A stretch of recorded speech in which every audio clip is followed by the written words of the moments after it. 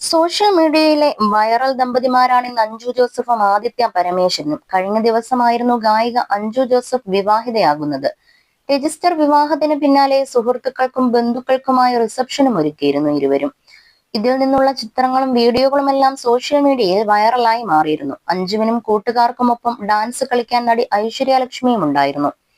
ഈ വീഡിയോ വലിയ ചർച്ചയായി മാറിയിരുന്നു. ഇപ്പോഴിതാ തങ്ങളുടെ പ്രണയകഥ പങ്കുവെക്കുകയാണ് അഞ്ജുവും ആദിത്യയും.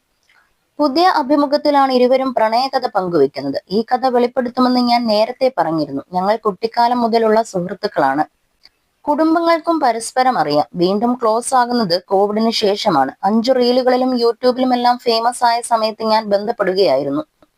സംസാരിച്ചു കുറച്ചുനാൾ കഴിഞ്ഞപ്പോൾ ഒരു ന്യൂ ഇയർ ഇവന്റിന് അഞ്ജു വർക്കലയിൽ വന്നപ്പോൾ ഞാനും പോയി എന്ന് ആദിത്യ പറയുന്നു. 2 സുഹൃത്തുക്കളും കൂടെ ഉണ്ടായിരുന്നു. എന്റെ കൂടെ അഞ്ജുവിന്റെയും കൂടെ 2 സുഹൃത്തുക്കൾ ഉണ്ടായിരുന്നു. അതിലൊരാളാണ്